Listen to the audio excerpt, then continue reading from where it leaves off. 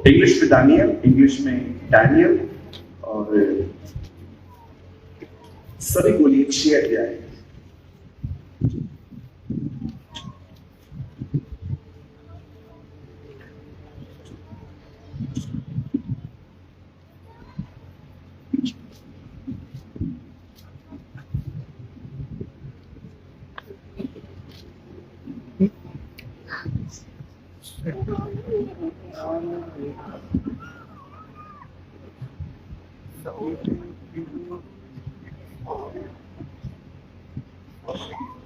आप लोग जो बाहर बैठे हैं, आपको मेरी आवाज आ रही है?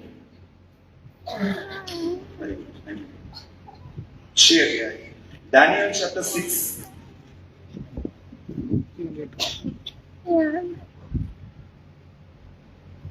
मैं आपके लिए पढ़ रहा हूं। पहले मैं पढ़ लेता हूं, फिर मैं आपसे पढ़वाऊंगा। ओके? गुड। जब दानियल को पता चला कि उस पत्र पर हस्ताक्षर किया गया है, तब वह अपने घर में गया, जिसकी ऊपरी कोठरी की खिड़कियां यरूशलेम की ओर खुली रहती थी, और अपनी रीति के अनुसार वैसा वह दिन में 3 बार अपने परमेश्वर के सामने घुटने टेक कर प्रार्थना और धन्यवाद करता था, वैसा ही तब करता रहा। ओके, 1 2 3।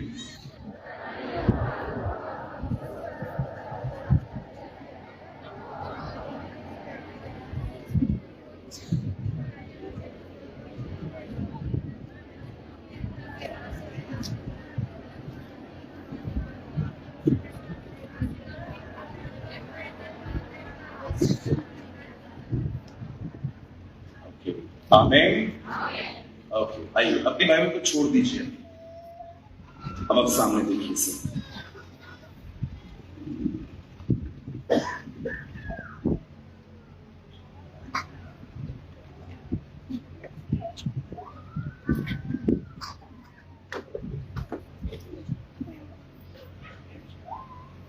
कभी कभी जो बहुत लंबे अरसे से प्रभु में हैं, वे परमेश्वर के वचन को बड़े हल्के से लेते हैं। उन्हें लगता है मेरा जन्म मसीह परिवार में हुआ, मैं इतने साल से प्रभु में हूं, और मैंने बहुत देखा है जो पुराने लोग होते हैं ना, वो परमेश्वर के वचन के प्रति सिंसियर नहीं होते। बहुत सारे लोग, मैं सबकी बात नहीं कर रहा हूं। आप सोचिए, यहूदा इस्करियोती जीसस के इनर सर्कल में था, बट उसका हार्ट उसके प्रति सिंसियर नहीं था। बहुत बार ऐसा होता है, मैंने अपनी आंखों से देखा है, जो बहुत लंबे अरसे से प्रभु में है, कभी कभी वो परमेश्वर के वचन को बड़ी लाइटली, बहुत हल्के से लेते हैं। एक संदूक को उठाने का काम एक लेवियों का होता है, लेकिन जब वो काम उज्जा ने किया, बाइबल बताती है वो मर गया। क्या गलती थी उज्जा की? जब लेवी ने याजक बनने की कोशिश की, तब वो मर गए। कितनी छोटी सी मिस्टेक थी उसकी। क्यों लूत की पत्नी नमक का खंभा बन गई? क्योंकि जो उसे कहा गया उसने उसे गंभीरता से नहीं लिया। क्यों आदम अदन की वाटिका से बाहर निकाला गया? क्योंकि जो उससे कहा गया उसने उसको सीरियसली नहीं लिया।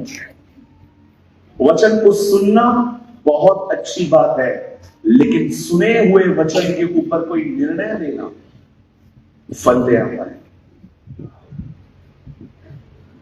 समझ पा रहे?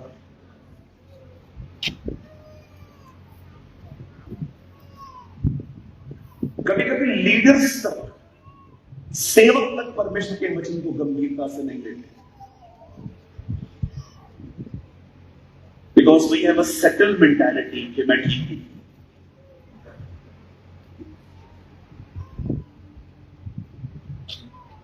क्यों बाइबल कहती है पिछले पहले और पहले पिछले होंगे?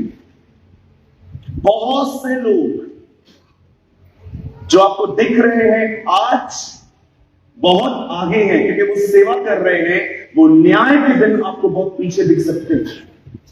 और ऐसे भी लोग हो सकते हैं जो कभी सेवा में इन्वॉल्व नहीं थे, जिनको कोई जानता भी नहीं है। हो सकता है न्याय के दिन वो आपको सबसे आगे दिखे। परमेश्वर के वचन को कभी भी हल्के से न लें।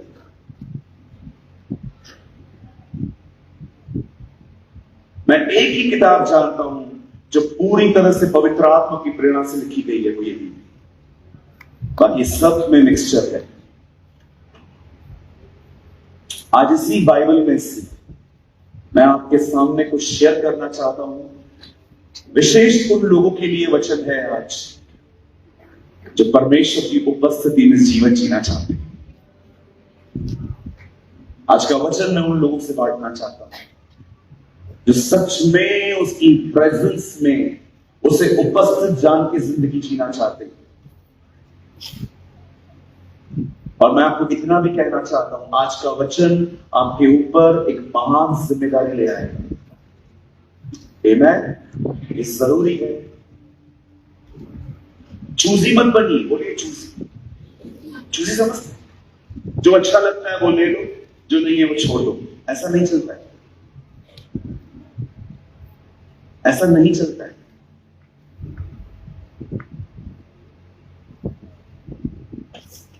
उपवास पास्टर करे, भूखा पास्टर मरे, सारा दिन बाइबल पास्टर पढ़े, सारा दिन क्रूस पास्टर उठाए, हम पर सिर्फ हाथ रख दो। ऐसा नहीं चलता है। आप प्रभु में बढ़ना चाहते हैं, आपको खुद भी मेहनत करनी पड़ेगी। सब कुछ हाथ रखने से नहीं आता है। बहुत सारी चीजें सिंहासन से मिलती है। एक मैं चर्च में गया, कोई मेरा मैसेज नहीं सुन रहा था, लेकिन हाथ रखवाने के लिए सवाल लाइन लग गई। पास्टर जी हाथ रख दो, पास्टर जी पांव रख दो, पास्टर जी पूरे आ जाओ।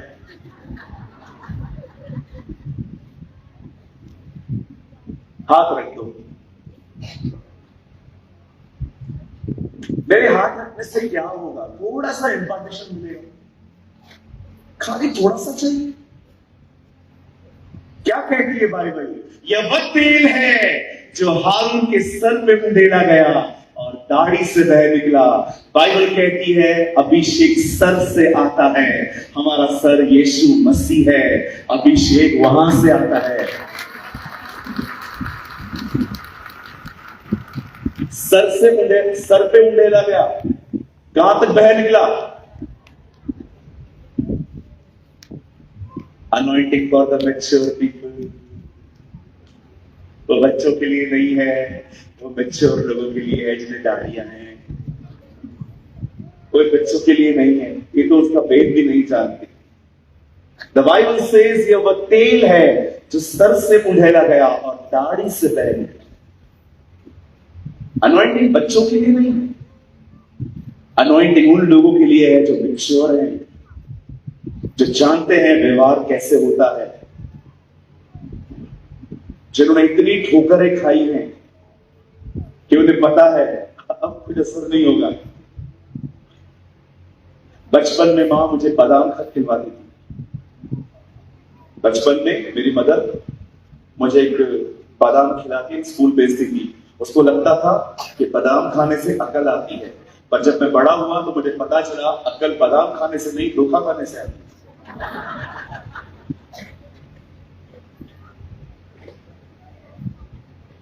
कहिए मेरे पीछे, अकल बादाम खाने से नहीं आती है, धोखा खाने।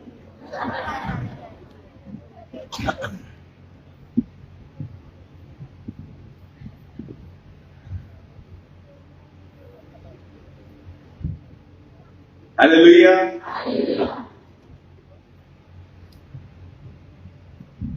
मेरे हाथ रखने से क्या होगा? चूजी मत बनिए, ये मेरे लिए, ये मेरे लिए, ये मेरे लिए, ये मेरे लिए। अच्छा, कभी कभी तो दो लोग अगर एक ही घर के बैठे और दोनों को गुस्सा आता है और आप प्रचार करो, ये गुस्सा मत करो, बोलो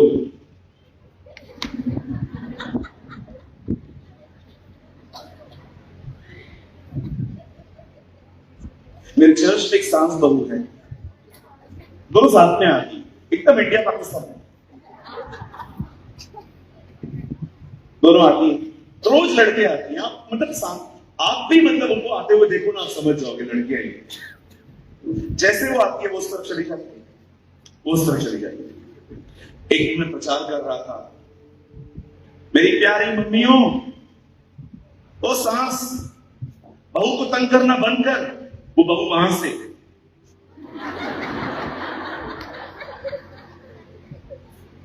फिर मैंने प्रचार किया, बहू सांस को तंग करना भी बंद करो, सांस। प्रभु ने कहा कि दोनों ढोंगी, कोई नहीं ले रहा है वचन, सब एक दूसरे के ऊपर डालते।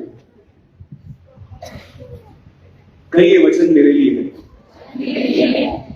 छाती पे हाथ रख के कहिए, बोलिए मेरे लिए है। कितने लोगों ने यीशु को इस तरह बात करते हुए देखा? मैं सच सच तुम्हारे पड़ोसी से कहता हूं,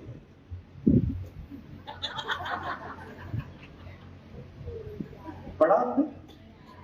मैं तुम्हारे पड़ोसी से सच सच कहता हूं। वो हमेशा कहता था, मैं तुमसे कहता हूं। वाह!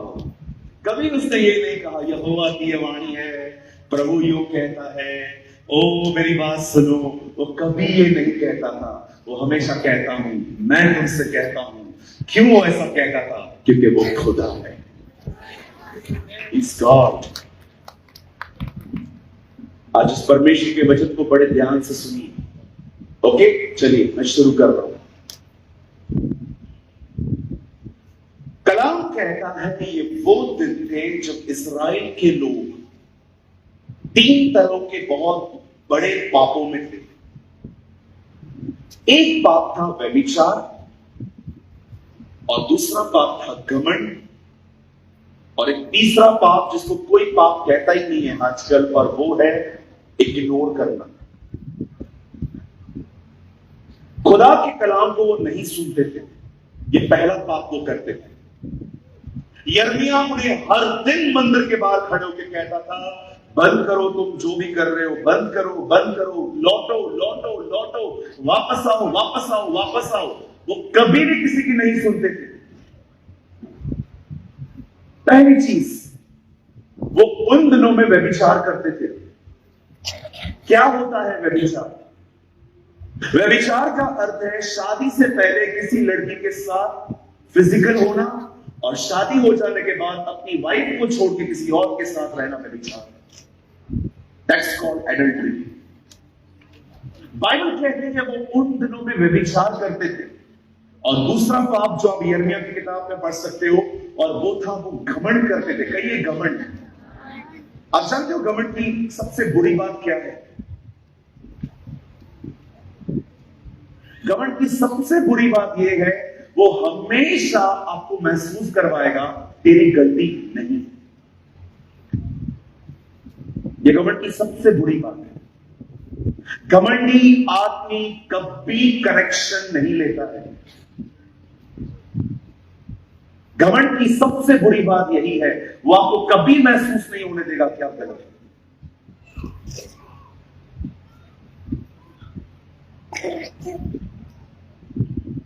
दूसरी चीज,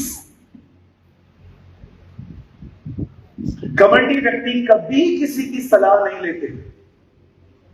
उन्हें लगता है मैं बादशाह हूं, आई एम द किंग।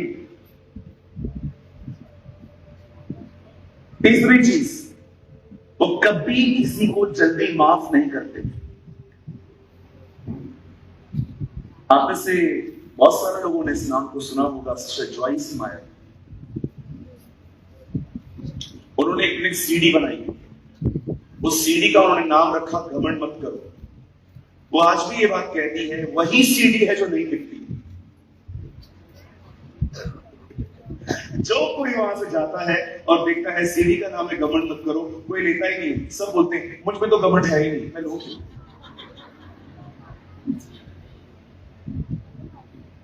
घमंड आप जानते हो घमंड से लिखी हुई जो किताबें हैं ना, घमंड के ऊपर, वो आज भी कम बिकती है।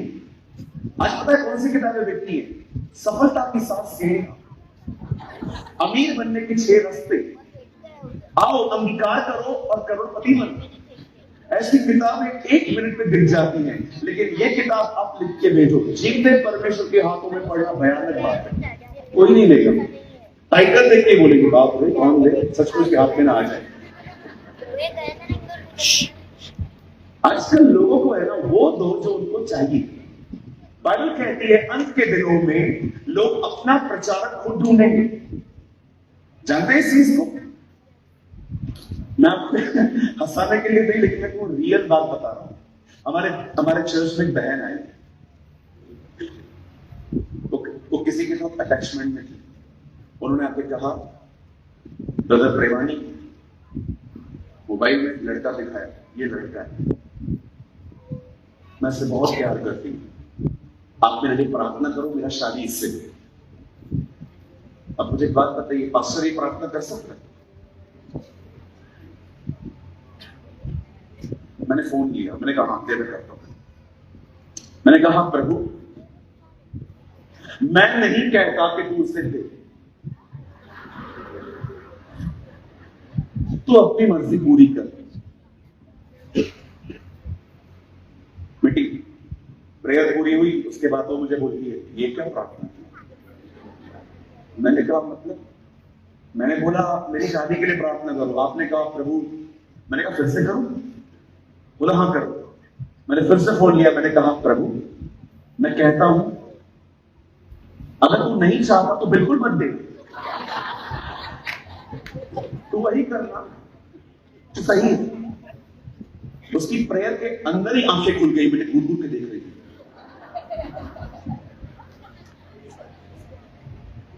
उसके बाद वो पास्टर दिनेश के पास गई, सेम प्रेयर लेके। दिनेश बेचारा उम्र में नया नया था, उसने प्रार्थना की प्रभु मैं प्रार्थना करता हूं मेरी बहन को मन चाहा भर दे। उसके बाद दिनेश से ही प्रेयर करवाती है, मुझसे कभी प्रार्थना ही नहीं करवाती, होती खड़ूस है। खड़ूस नहीं हूं जी, एक बात जानता हूं, परमेश्वर पाप को ब्लेस नहीं करता। अंत के दिनों में बाइबल बताती है लोग अपना प्रचारक खुद ढूंढेंगे। ओ टीवी ऑन करेंगे, यूट्यूब पे एक आदमी आया, मैं भी 4 बंद करो, देखा कोई दूसरा वीडियो लगा, दूसरा आया, कमेंट मत करो, नहीं चाहिए ये भी। फिर तीसरा आया, ये साल तुम्हारी कार बंगली गाड़ी लगा इसको, ये मेरा व्यक्ति है, इसी के पास दशमांश जाएगा, इसी के पास ऑफरिंग जाएगी, सुबह से लेकर रात तक वेट करेंगे। बाइबल बताती है लास्ट के डेज में लोग अपना प्रीचर खुद चूज करें। और मैं प्लीज बुरा मत मानना, बहुत सारे लोग जो मसीह में आने के बाद भी परमेश्वर को नहीं जान पाते, जो इतने कमजोर हैं कि अगर चर्च फंक्शन करे, चर्च पिकनिक पे जाए और अगर आप इनको न बताओ तो इनको ठेस लगती है। पता है आपकी हालत क्यों ऐसी है? क्योंकि जिस प्रचारक को परमेश्वर ने रखा है ना, आप उसको नहीं सुन रहे हो, आप उसको सुन रहे हो जो आपको पसंद है। अगर आप उसको सुनते जिसको खुदा ने ठहराया है, आप उसके प्रचार को सुन सुन के एक आत्मिक दानव बन जाते, आप शाइंट बन जाते। आज भी आप देखिए कलीसिया के अंदर बहुत सारे भाई बहनों को थोड़ी थोड़ी बातों से ठेस लगती है, थोड़ी थोड़ी बातों की। किसी की कुर्सी होती है ना, कभी कभी किसी की कुर्सी फिक्स होती है, आप उनको वो कुर्सी मत दुखाइए। देखो उसके बाद क्या करते हैं, पास्टर हाँ इसको बोलो उठे, पीछे बैठना नहीं, इधर ही बैठेगा, मैं फरीसी हूं, मेरा मुख्य आसन यही है। कभी कभी चर्च पिकनिक करेगी, आप उनको खाली बोलना भूल जाओ, ओ गए आप, बोलो भाषा को तू गया गए आप।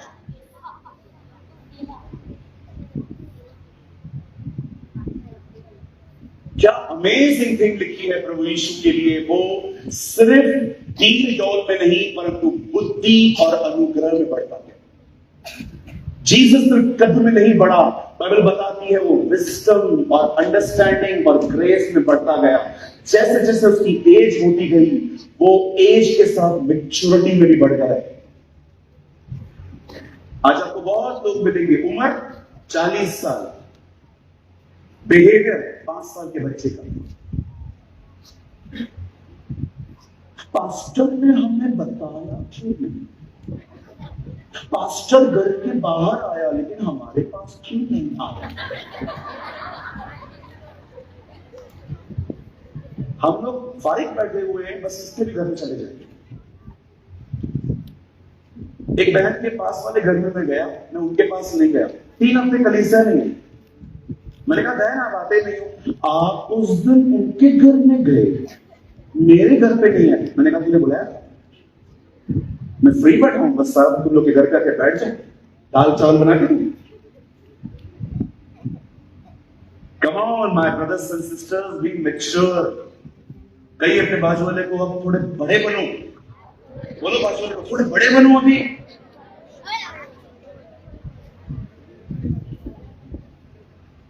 आपको पता है कुछ लोग पास्टर से क्या उम्मीद करते? मैं आपको दिखाऊं, अनुग्रह सोया सोना। कुछ लोग पता है पास्टर से क्या उम्मीद करते हैं? बड़ा हुआ है, अच्छा कुछ लोग पास्टर से ये उम्मीद करते हैं, अच्छा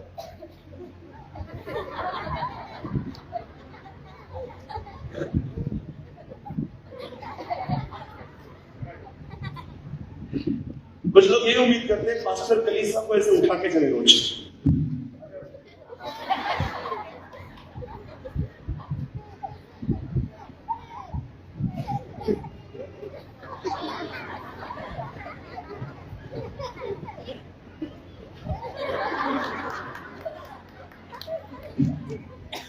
बोलो बाजू वाले को बड़े बनो।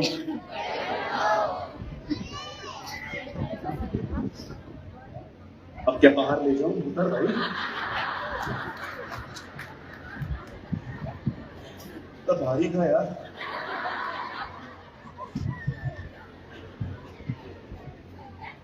जब मैं छोटा था ना, हमेशा दरवाजा खोल के डैडी के हाथ में चेक करता था थैली है, क्योंकि मुझे पता है पापा कुल्फी लेके आएंगे, फालूदा लेके आएंगे, कुछ लेके आएंगे।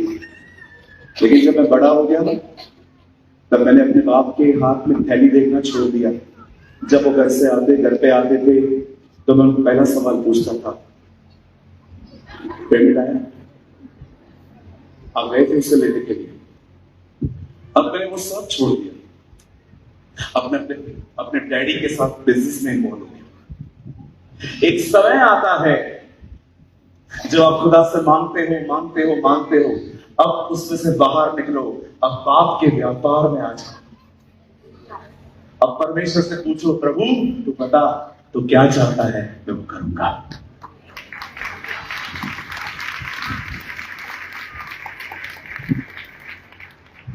हालेलुया। कहिए कलीसिया को मैच्योर नहीं, बहुत मैच्योर बनना है।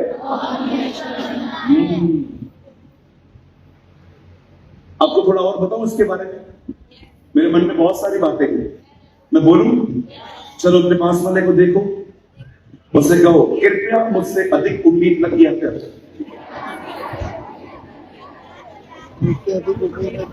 उसे कहिए उम्मीद नहीं करेगा तो बहुत खुश रहेगा। ये मैच्योरिटी की पहली लेवल है। अब आइए दूसरी लेवल। कहिए अपने बाजू वाले को, जब तक सलाह न मांगू कृपया न दें।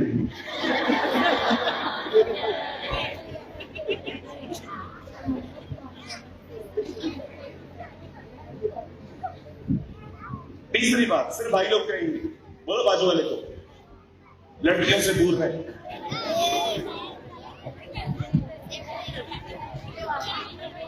बोलो आगे तेरा भला होगा।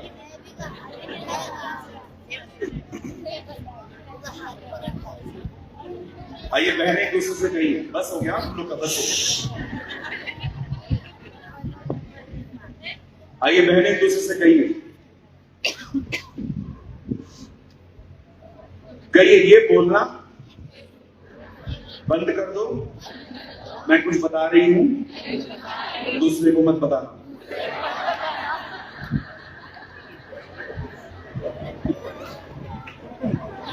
बोलो उसको, जो बात तेरे पेट में नहीं टिकी उस पर टिकेगी। बोलो बात को, सारी औरतें सेम होती हैं।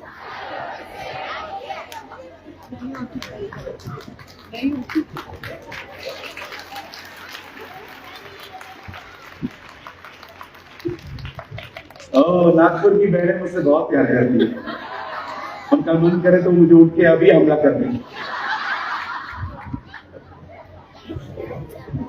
नहीं, मैं जानता हूं मुझे भारत में भाइयों से अधिक बहनों का प्यार मिला है, मैं गवाह उस चीज का। मुझे भारत में भाइयों से ज्यादा बहनों का प्यार मिला है। ट्रस्ट में बहुत ऑनर मिलता है मुझे मेरी बहनों से। मैं आशीषित हूं, परमेश्वर ने मुझे ऐसी बहनें दी हैं जो मेरे लिए उपवास करती हैं, मेरे लिए प्रार्थना करती हैं। और कुछ बहनें तो ऐसी हैं, मैं आपको सच कहता हूं, उन्होंने मुझे फ्री में भी फेमस किया।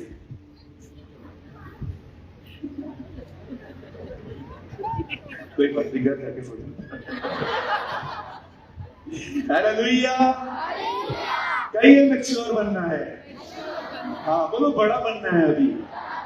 हाँ, ये सब बातें जो मैं आपको बता रहा हूं ना, ये सब मैच्योरिटी की बातें हैं। ये एक स्टैंडर्ड है। आप विश्वास कीजिए, अब जो मैं कह रहा हूं वो सच है। आप बिलीव करो, आप मुझे हर्ट नहीं कर सकते। You can try.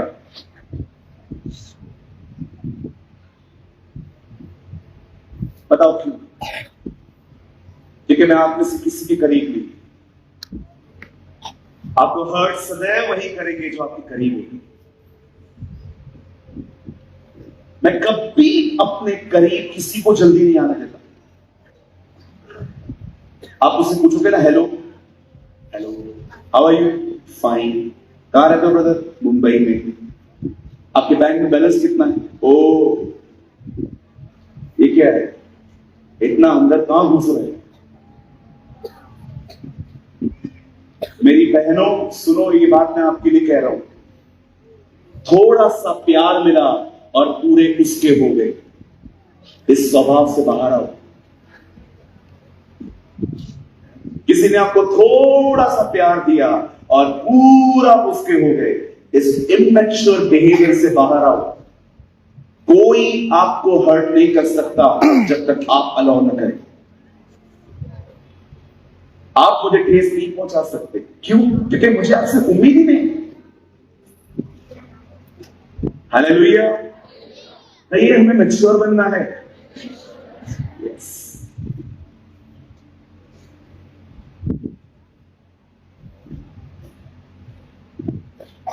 बाइबल कहती है उन दिनों में 3 तरह के लोग रहते थे, घमंडी, इग्नोर करने वाले और व्यभिचार करने वाले।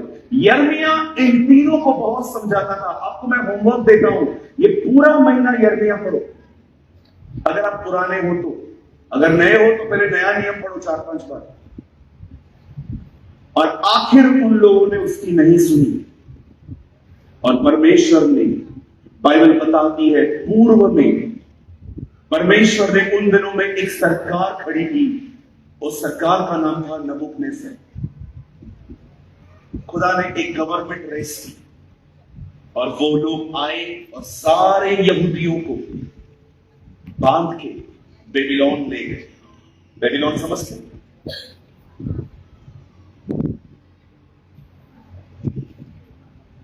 इराक। और कलाम कहता है अब वो वहां पर बंदी में, इस बंदी में 4 लोग रहते थे। एक का नाम था दानियल, एक का नाम था शद्रक, एक का नाम था मेशक और आखिरी का नाम था अबेदनगो। मैं आपको बताना चाहता हूं मेरे भाइयों मेरी बहनों, ये 4 लोग भी उसी बंदुआई में चले गए और इन चारों को राजा का कुछ काम भी मिल गया है।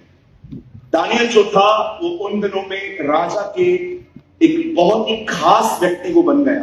अब मैं अपने मैसेज को और शॉर्ट कर देता हूं ताकि मैं उस मुद्दे पे आ सकूं जो मुद्दा मुझे खुदा ने कहा है। बड़े ध्यान से सुनिए। जब बाइबल कहती है परमेश्वर ने दानियल को गुलामी में भी ब्लेस किया, परमेश्वर ने उसे गुलामी में भी आशीष दी। मैं आपको हमेशा कहना चाहता हूं, सुनिए, ग्रेस सिर्फ ब्लेसिंग्स नहीं लेके आएगा, ग्रेस ऑपोजिशन भी लाएगा। जब परमेश्वर आपको देखेगा, आप नम्र हुए हो, आपको पोजीशन की कोई भूख नहीं है, माइक की कोई भूख नहीं है, बड़ा बनने की कोई भूख नहीं है, आप उसके साथ खुश हैं, आप उसके साथ जिंदगी जीते हैं। मैं आपको बताना चाहता हूं, जब परमेश्वर देखता है ना कि एक व्यक्ति हम्बल हुआ है, नम्र हुआ है, उसे उसको छोड़ और किसी चीज की डिजायर नहीं है, मैं आपको बताना चाहता हूं, परमेश्वर ऐसे लोगों को उठाता है। सुनिए, और जब परमेश्वर आपको उठाएगा तो याद रखिए, जो लोग सालों से नहीं उठ पाते हैं, जो वहीं के वहीं हैं, वो आपके लिए बकबक करेंगे। ग्रेस सिर्फ और सिर्फ चमत्कार नहीं लेके आता है, ग्रेस अपोजिशन भी लाता है। पता है कैसे? क्योंकि बहुतों को आपकी सक्सेस डाइजेस्ट नहीं होगी। यस, ये मत समझिए कि अनुग्रह सिर्फ आशीष लेके आता है, अनुग्रह आलोचना भी लाता है। क्यों यूसुफ के भाई यूसुफ से जलते थे? क्योंकि उस पर परमेश्वर का अनुग्रह था। क्यों शाऊल दाऊद से जलता था? क्योंकि दाऊद पर ग्रेस था। क्यों फरीसी जीसस से जलते थे? क्योंकि उस पर अनुग्रह था। क्यों यहूदी पौलुस से जलते थे? क्योंकि उसके ऊपर अनुग्रह था। परमेश्वर का अनुग्रह, बाइबल बताती है, लोगों को एक स्थान से उठाकर एक अगले स्थान पे ले जाता है। आप जानते हो दानियल के दुश्मन कितने थे? क्या पाप किया था उसने? कोई पाप नहीं किया था। उसका एक ही उसकी एक ही चीज थी जो लोगों को डाइजेस्ट नहीं होती थी, और वो था गुलामी में भी वो ब्लेस हुआ था। मैंने ऐसे बहुत से लोगों को देखा है जो खुदा के साथ चलते हैं। उनकी मेरे चर्च के अंदर बहुतों की गवाही है। वो कहते हैं नौकरी में भी परमेश्वर ने हमें बॉस की तरह रखा है। कोई है यहां पर जो ये कह सकता है, ब्रदर मैं जॉब करता हूं लेकिन आज भी मेरा बॉस मेरी बात को नहीं टालता? समझी कोई है यहां पर? 1 2 3 4 5 6 7 8 9 10 परमेश्वर का अनुग्रह लोगों को उठा। हालेलुया। बाइबल कहती है दानियल को परमेश्वर ने उसकी गुलामी में भी ब्लेस किया था। सब लोग देखते थे, यार इस आदमी के ऊपर कुछ है, और आखिर वो लोग सोचते थे इसके कैरेक्टर में से कुछ तो गलती निकाले। और जब उन्होंने देखा कि उसके चरित्र में कोई गलती नहीं है, वो वुमनिज्म से दूर रहता है, वो पैसों के प्रेम से दूर है, वो चोरी नहीं करता, वो ईमानदार है, तब उन्हें एक ही बात पता चली कि हम सिर्फ एक ही चीज को टारगेट बना सकते हैं, और वो है उसके विश्वास को। कई लोग आपके विश्वास को छुएंगे। जब आप नौकरियों पे जाओगे, कई लोग आपको कहेंगे तू ये क्यों करता है, तू क्यों वो करता है, तू ये क्यों करता है। मैं आपको कहना चाहता हूं, अगर कोई भी आपको ये कहे कि जिसको मैं मानता हूं उसको तू क्यों नहीं मानता, हम तो हर जगह पे जाते हैं, आप क्यों नहीं आते हैं? मुझे कभी भी लोग कहते हैं ना, मैं आपको साफ कहता हूं, लोग मुझे कहते हैं तू इसको क्यों नहीं मानता, उसको क्यों नहीं मानता, मैं उन्हें हमेशा एक चीज कहता हूं, आप ये सीख लो। मैं उन्हें हमेशा कहता हूं, खुदा ने मुझे बनाया है, मैं खुदा को नहीं बना सकता। That's it. मैं कभी लोगों से आर्गुमेंट्स नहीं करता, नहीं ये ठीक है, वो ठीक है। वो एक अलग प्लेटफॉर्म रहता है।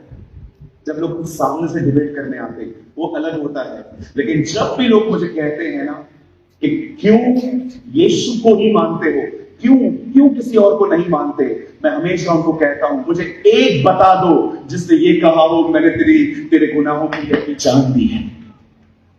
सबने अच्छी बातें कही, सबने ज्ञान दिया, सबने बड़ी बड़ी बातें कही, कोई कहां चला गया, कोई कहां चला गया। कौन है जिसने हमारे लिए अपना जीवन दिया? एक ही है, उसका नाम जीसस है। His name is Yeshua।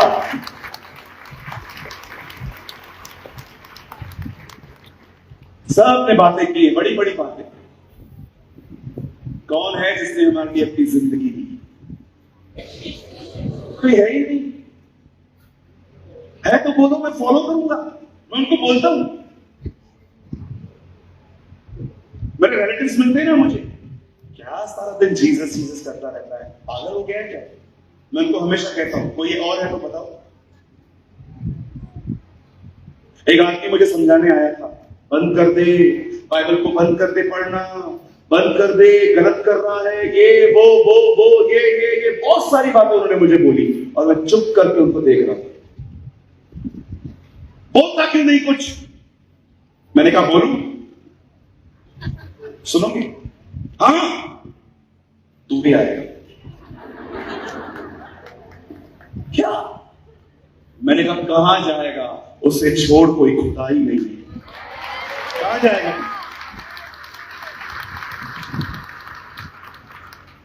तीन साल पहले मैंने उसको बपतिस्मा दिया।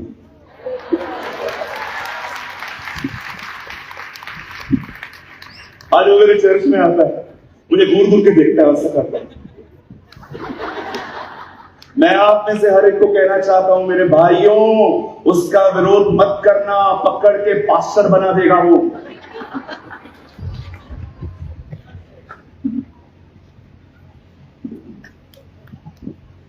इस बाइबल की 13 पत्रियां उसने लिखी जो यीशु का विरोध करता था। आपको नहीं पता है आप किससे पंगा ले रहे हो। Yes. यू डोंट नो वो कौन है। आप युक्तियां करते हो हमारे खिलाफ, आप इनको ये करेंगे, हम उनको वो करेंगे। बाइबल कहती है भजन संहिता 2 में, वह जो स्वर्ग में विराजमान है तुम्हारी इन बातों को देख के वो हंसता है। बोलता है अच्छा क्या कर रहे हो? तेरे लोगों को मारने जा रहा हूं, जब लोगों को मारेगा 20 आएगा। हे शाऊल तू मुझे क्यों सता रहा है? प्रभु इसने आपको कब सताया? आप तो स्वर्ग में है। सूरज, मैं सर हूं, कलीसिया मेरी देह है। अगर मेरी देह को टच किया ना, मेरे को उधर तक पता चलता है। Don't touch my people. Hallelujah. हमारी रक्षा परमेश्वर करता है। Amen. God is our protector. कभी भी कोई आपसे विवाद करता है ना, फाइट मत करो, लड़ो मत, आर्ग्यूमेंट्स मत करो। सिर्फ बोले एक बात कहो, हम बाप को बना सकते हैं कि बाप हमें बनाएगा। एक आदमी आया, किसी और को क्यों नहीं मानता तू? मैंने कहा सर, जिसे आप बाहर ढूंढते हो, बाइबल पढ़ के मुझे पता चला वो मेरे अंदर है। खत्म, आर्ग्यूमेंट खत्म। आप जिसे बाहर ढूंढते हो ना, वो मेरे अंदर है। कौन है वो? जीसस। ओ, वो तो अंग्रेजों का भगवान है। अंग्रेजों ने उसकी ठेकेदारी लेके रखी। इन दिनों में अंग्रेज हमें बुला रहे हैं, आओ प्रचार करो। आप जानते हो अंग्रेज गोरे होते हैं और हम भारत के साउथ। जीसस ब्राउन, न वो गोरों में पैदा हुआ, न वो कालों में पैदा हुआ, वो बीच में पैदा हुआ। जाओ लड़ो। यहूदी ब्राउन होते। कभी टाइम मिलता है तो गूगल सर्च करके देखो, पता चलेगा।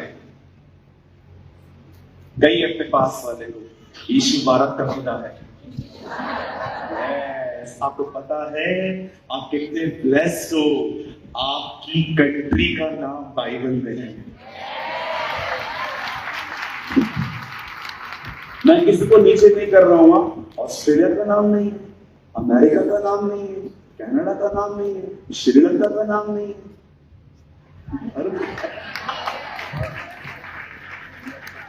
क्यों? क्योंकि वो भारत का खुदा है। He is the God of India। मैं आप में से हर एक को कहना चाहता हूं, मेरे भाइयों, मेरी बहनों, अगर आप में से कोई यहां पर हमारे समय में पहली बार आया है, मैं आपको बताना चाहता हूं, जीसस धर्म नहीं बदलता। यीशु आपसे प्यार करता है। He really loves you। और आपको जानना है वो आपसे कैसा प्यार करता है। उसने आपको पाने के लिए अपने आप को दिया।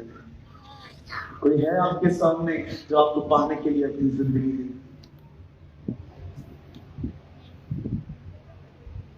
जय मसीह की। हालेलुया।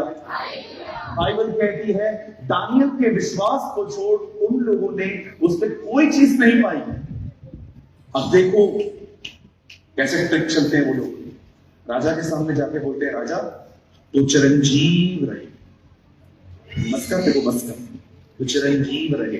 राजा 30 दिन हम हर दिन पहले आपके सामने आएंगे, सजदा करेंगे, उसके बाद अपने काम पे लौटेंगे। आप क्या बोलते हैं? राजा ने कहा, बहुत अच्छी बात है, ये तो मेरी इज्जत है। एक फतवा जारी हुआ, उसमें साइन डाली गई और फतवा साइन हो गया। अब दानियल जानता था हमें अपने खुदा को छोड़ और किसी के सामने सजदा करने की अनुमति नहीं है। उन लोगों ने एक आदमी को टारगेट करने के लिए पूरे सिस्टम को बदला। आप बिलीव कर सकते हो इतिहास में ऐसा भी हुआ है। एक आदमी को खत्म करने के लिए देखो उन लोगों ने क्या चाल चली। जैसे ये फतवा जारी हुआ, वही वचन हमने पढ़ा, जब दानियल को पता चला उस पत्र पर हस्ताक्षर हुए हैं, बाइबल बताती है दानियल अपनी कोठरी में गया और परमेश्वर से प्रार्थना करने लगा। आप जानते हैं जब वो प्रार्थना कर रहा था, मैं आप में से हर एक को कहना चाहता हूं, दानियल ये प्रार्थना नहीं कर रहा था प्रभु मुझे बचा। दानियल ये प्रार्थना नहीं कर रहा था, ऐ खुदा मैं अगर मुझे माफ कर देना, मैं करूंगा ये।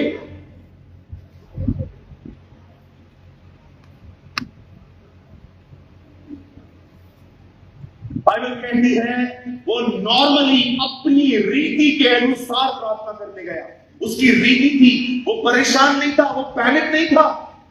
वो जानता था उसकी मौत उसे मिलने वाली है बहुत समय। आखिर वो जब वो घुटने टेक कर प्रभु के सामने था, वो लोग आए और उन्होंने उसको पकड़ लिया और सीधा राजा के सामने ऐसे खड़ा कर दिया। कहा, राजा ये देख तेरे कानून के खिलाफ जा रहा था, बोल क्या करे। राजा बहुत दुखी हुआ। राजा उससे प्यार करता था, राजा चाहता था वो उसे कुछ न हो। और राजा ने अंत में कहा, ओके मैं अपने कानून से पीछे नहीं हट सकता, डालो उसको शेरों की मांग में। अब दानियल शेरों की मांग में जा रहा है। अब वो उसके अंदर है।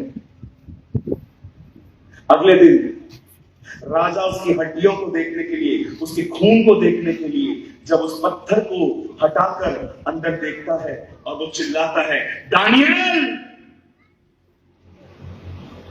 दानियल, जिस परमेश्वर की तू उपासना करता था क्या वो तुझे बचा पाया? उसने ऐसा कहा। शांति थी, कोई आवाज नहीं, और अचानक एक आवाज आई, राजा मैं यहां हूं। हेलो, मेरे परमेश्वर ने तेरे शेरों का मुंह बंद करके रखा है, वो मुझे कुछ नहीं कर रही। जानते हैं दानियल क्यों बचा? मैं ये पर्सनली बिलीव करता हूं क्योंकि दानियल खड्डे के अंदर भी 3 बार लगातार प्रार्थना करता था। आप जानते हैं, अब मैं आपको समझाना चाहता हूं, यहां देखिए, लिसन डियर क्रिश्चियंस, जानते हो दानियल क्यों बचा?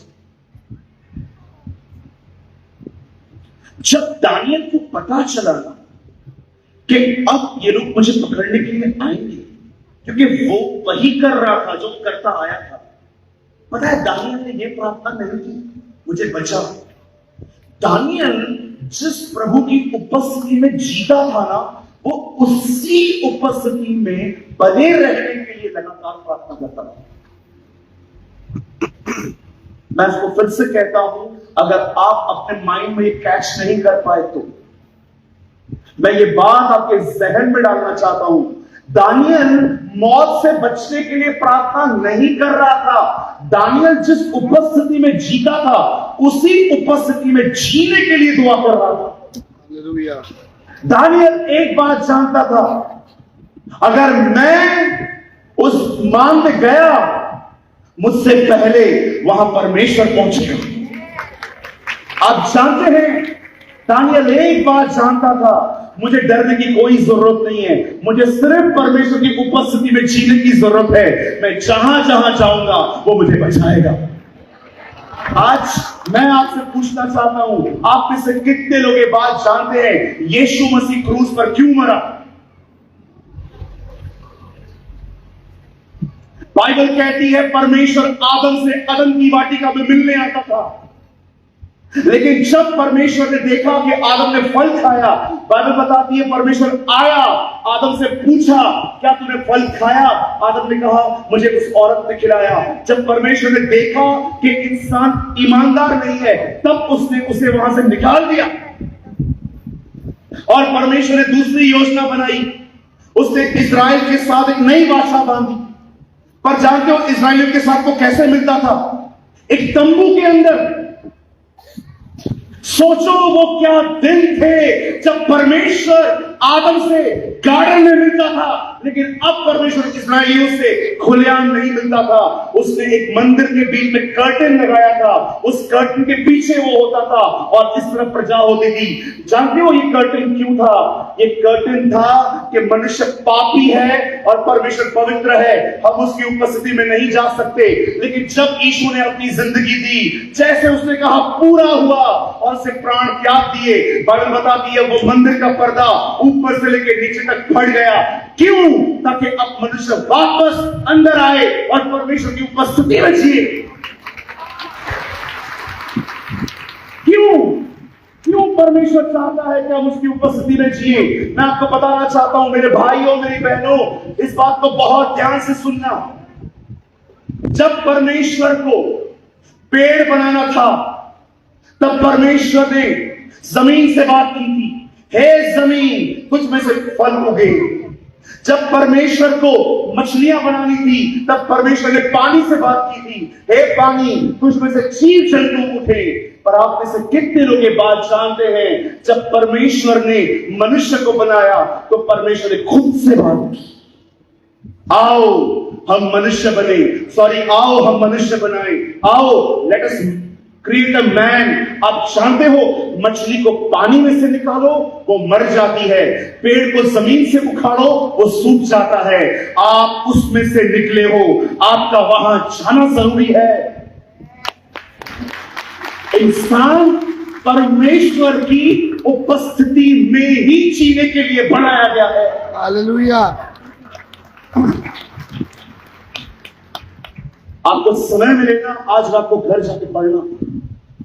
जब उसे मछलियां बनानी थी वो पानी से बात कर रहा है, जब उसको पेड़ बनाना था तो वो जमीन से बात कर रहा है, लेकिन जब उसे इंसान बनाना था उसे खुद से बात की, क्योंकि हम उसमें से निकले।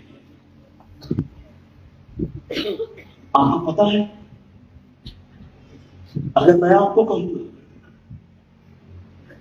मरने का अर्थ क्या होता है, तो आप कहोगे एक आदमी की जिंदगी निकल गई, वो मर गया।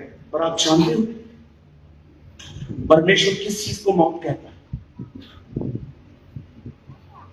हे आदम, जिस दिन तू ये फल खाएगा उसी दिन तू मरेगा। आदम 930 साल के बाद मरा है, और कौन सी वो चीज थी जिसे परमेश्वर ने कहा तू मर जाएगा? जानते हो परमेश्वर की डिक्शनरी में मौत क्या है? एक इंसान का उससे बना। परमेश्वर सेपरेशन को डेथ बोलता है। इसीलिए गुमराह पुत्र जब चला गया और वापस आया, उसके बाप ने क्या कहा? ये मर गया था अब जी उठा है। क्यों? क्योंकि वो बाप के घर में वापस आया था। आज मैं आप में से हर एक से पूछना चाहता हूं, जो लोग यहां बैठे हुए हैं, इस बहन से लेके अंत तक जो लोग बैठे हैं, मैं आपसे एक सवाल पूछना चाहता हूं, क्या आप अपने परमेश्वर की उपस्थिति में जिंदगी जी रहे हैं?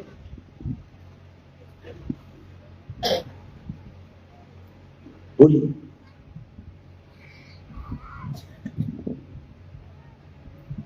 एक मैच्योर मैन ऑफ गॉड से मैंने पूछा, मैं कैसे लगातार प्रभु की उपस्थिति में जी सकता हूं? एक यूनिक आंसर उन्होंने मुझे दिया। सूरज प्रेमानी, तुम प्रभु की उपस्थिति में जीना चाहते हो? मैंने कहा yes pastor, do one thing. बहुत बुजुर्ग हैं और मैं जानता था वो जो कहेंगे ना वो अनुभव से कहेंगे, ऐसे ही नहीं कहेंगे।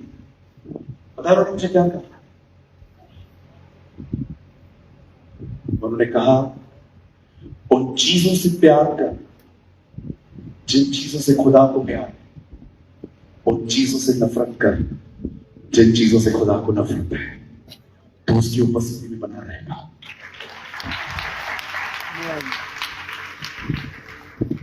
मुझे एक चेयर चाहिए।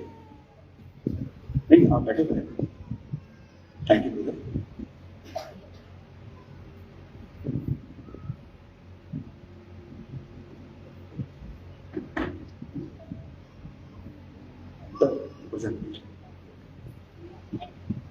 वो भी असल लोग अब पर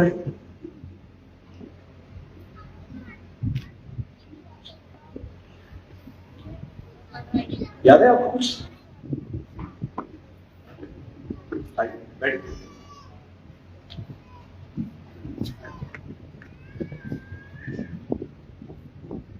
दो मिनट के लिए मैं पास्टर जी को, अनूप को यीशु बना रहा और मैं सूरज, मैं उनकी प्रेजेंस में हूं। अब मैं घर में बैठा हूं यीशु के साथ। मैं आपको बताना चाहता हूं उसकी उपस्थिति में जीना होता क्या है, लेकिन मुझे लगता है हम मूर्ख बनाए गए हैं इस चीज की। अब हम दोनों बैठे हुए, अब आपको शायद कुछ समझ में आया होगा। अब सुनिए, सामने टीवी लगी हुई, मैं चैनल चेंज कर रहा हूं और मेरे सामने आ रहा है आज का सबसे घटिया शो, बिग बॉस। क्या आ रहा है? Big boss. अब मैं देख रहा हूं कितने लोग बिलीव करते हैं जीसस भी मेरे साथ बैठ के देखेगा। क्या करेगा जीसस?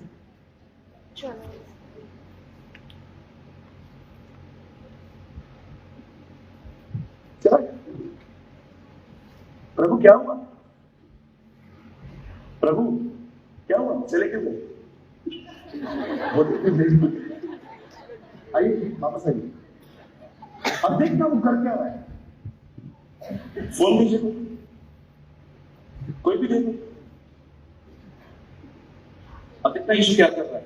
एक कॉल आया। हाँ बोल। क्या हुआ? बोलना। तेरा दिमाग में खराब हो गया है क्या? अकल नहीं है क्या तेरे को? हाँ, समझ में नहीं आ रहा है?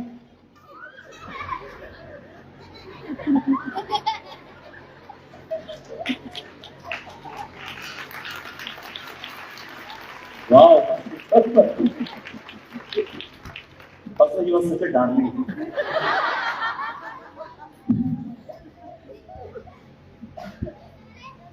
मेरा फोन, मैंने इसको उठाया। पहले मैं इसको ऐसे ही मैं चला रहा था, अचानक मेरे सामने एक अश्लील वीडियो आ गया और मैं उसको देख रहा हूं।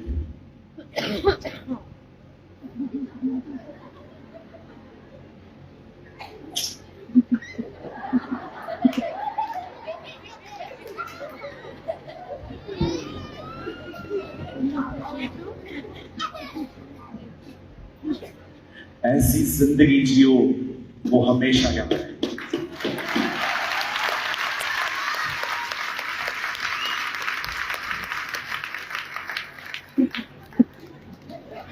पास्टर बोलेगा पहले मैं मोटा और ऊपर से मुझे उठा रहा है, चला रहा है।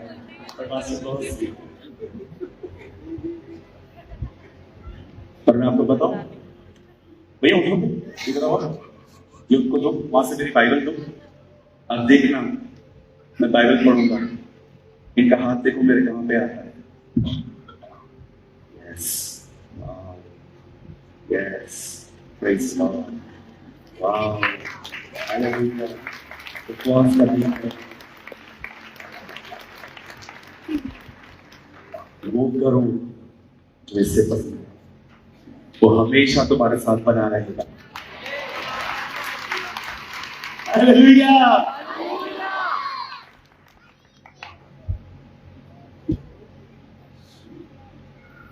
आप जानते हैं ये तो साथ बैठे हैं, आप उसके अंदर जा सकते हैं। यदि तुम मुझ में बने रहो और मैं तुम में, तो तुम जो चाहो मांगो, तुम्हारे लिए हो जाएगा।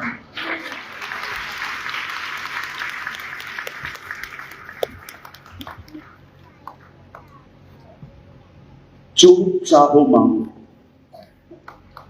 भैया जो चाहता। मैं प्रभु को कह रहा था, प्रभु जब आप ये वचन लिख रहे थे हमको डर नहीं लगा।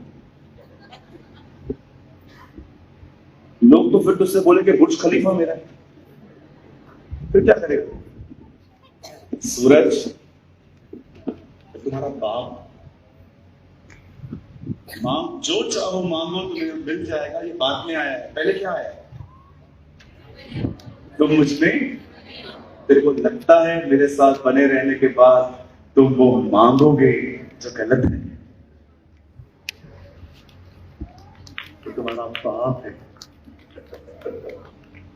वो चाहता है अगर एक व्यक्ति उसमें आ जाए और आप उसमें आ जाएं, उसकी सारी संसारिक इच्छाएं खत्म हो जाती हैं।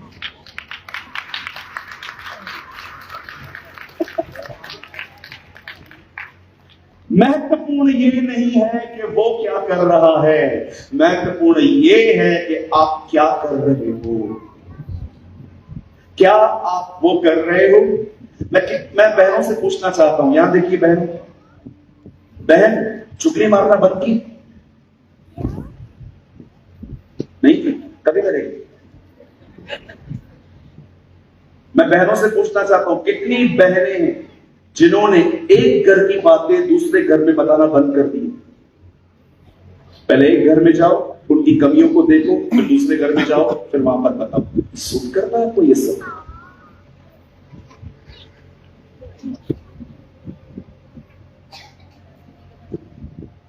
क्या ये आपको सूट कर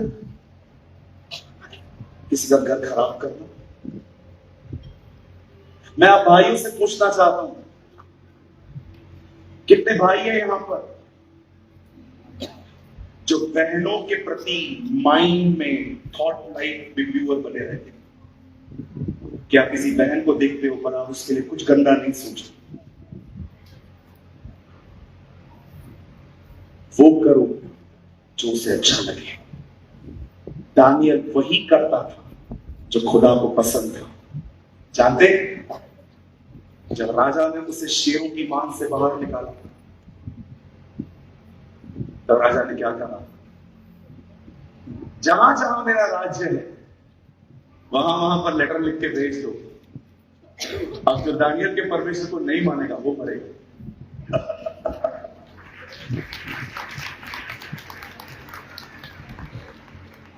परमेश्वर ने, मुझे लगा है ऊपर से, मुझे लगता है परमेश्वर ने ऊपर से कहा होगा, तुमने एक आदमी की वजह से पूरी सरकार बदल दी थी ना, आज बैठ के तुम्हारी सरकार बदल दी।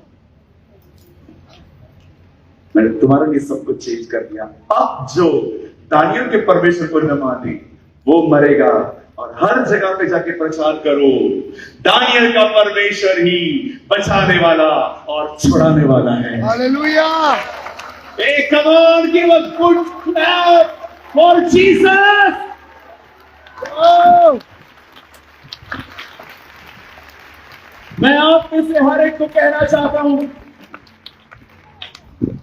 जब काना नगर में दाखरस समाप्त हुआ और मरियम ने जाके यीशु को कहा उनका दाखरस समाप्त हो गया है, यीशु ने कहा, हे महिला, मेरा तुझसे क्या काम? और मरियम दूसरों के पास जाके कहती है, सुनो, वो तुम्हें बुलाएगा और जो वो तुमसे कहे वही करना।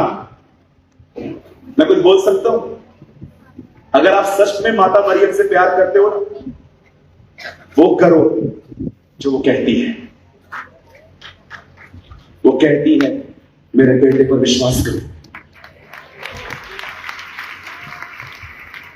If you really love Mother Mary, वो करो जो वो कहती है।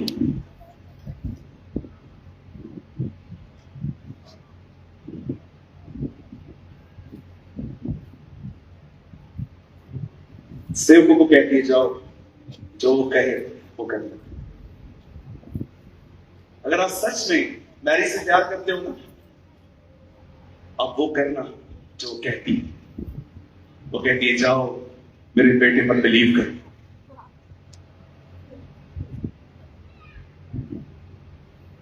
जब यीशु पानी को दाखरस बना देता है, आपको पता है, बस ये मेरी लास्ट लाइन है, मैं बंद कर दूं। आपको पता है, अगर हम उस शादी में गए होते और हम उस अंकल से मिले होते जिसकी शादी घर में थी, हम उससे पूछते अंकल क्या प्रॉब्लम हुआ था, दाखरस समाप्त हुई थी। और आपको पता है, अगर आप उससे पूछते फिर सब कुछ ठीक कैसे हो गया, वो आपको एक ही उत्तर देता, सब इसलिए ठीक हुआ कि उसकी उपस्थिति बनी।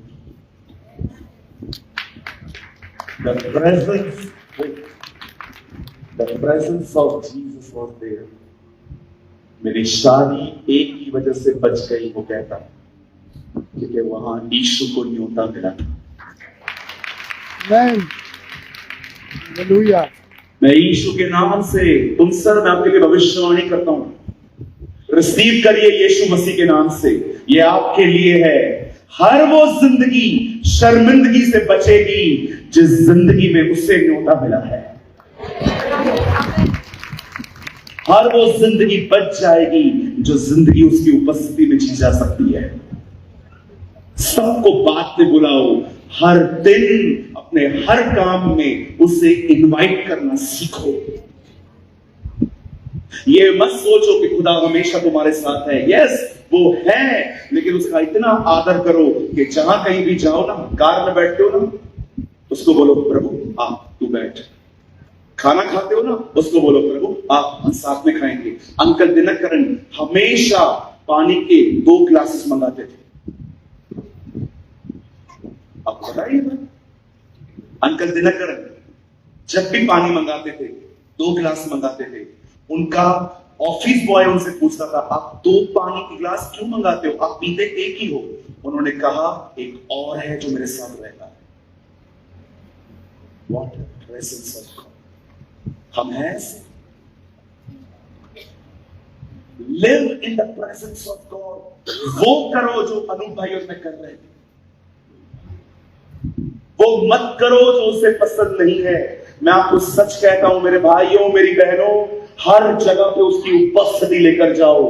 याद रखना, पतरस अकेला गया, उसे कुछ नहीं मिला, लेकिन जब वो यीशु के साथ लेके गया तो उसने मछलियां पाई। याद रखिए, मछलियां पतरस को नहीं यीशु को जाती थी। आमेन। मछलियां आपको नहीं जानती। They know Jesus. जहां वो रहता है ना, आपने देखा जब वो पैदा हुआ कैसे ज्योतिषी लोग हाथ में सोना चांदी लोबान मुख्य मुख्य चीजें लेकर उसके सामने रख के गए। मैं आपको कहना चाहता हूं, जहां वो है वहां चीजें चल चल के खुद आती हैं।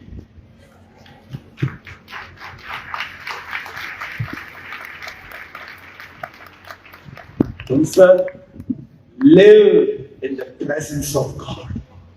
प्रभु की उपस्थिति में उसका आदर करो। वो मत करो जो उसे पसंद नहीं है, उसके वचन का आदर करो। Honour the word of God. और मैं बंद करने से पहले लास्ट लाइन कह रहा हूं, इसकी गुलामी करना बंद करो।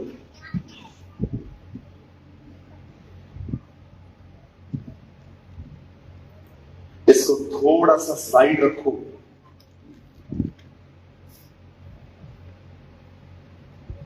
हट तो भाई, कुछ तो दिखता नहीं, इससे थोड़ा दूर रहो। इसको तब टच करो जब जरूरी काम है।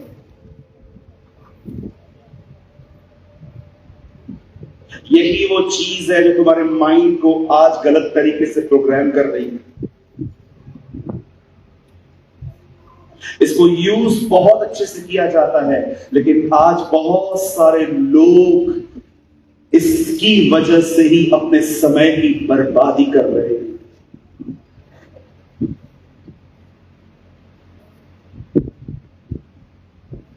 समझने वाले को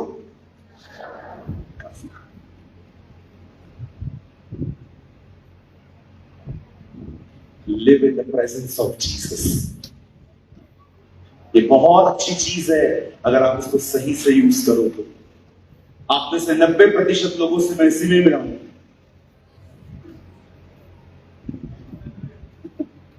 मैंने इसका सही इस्तेमाल किया। आज कोई है जो जिज्ञासा में जी रहा है, सूरज भाई मैं दानियल की तरह परमेश्वर की उपस्थिति में जीवन जीना चाहता हूं।